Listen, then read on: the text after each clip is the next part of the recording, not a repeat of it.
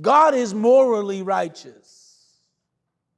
Now, our history of struggle in these areas, no doubt, brothers and sisters, have been adversely affected by dark forces.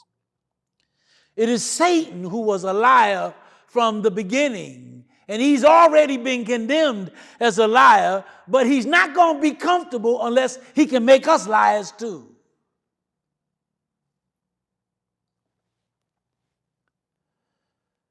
Satan was insincere in his relationship with God.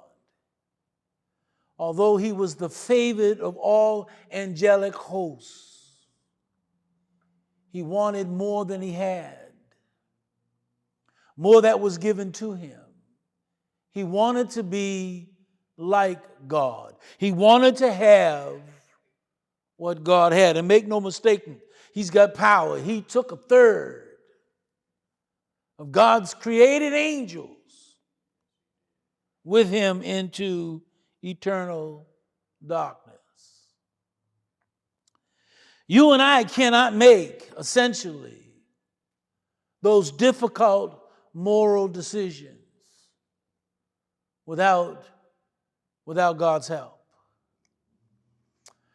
That doesn't suggest that we need to ask God for guidance in everything we do. But if we have an understanding of how we want to live this life, prayerfully for the glory of God, then we ought to have established boundaries. We ought to be clear about what we're not going to do on our own, as opposed to what we can do. If you want to have a sugar-infested cereal for breakfast, that's your business. But when you choose a life partner, God wants you to consult him. When you decide how you're going to worship God, God wants you to consult him in his word. When you decide those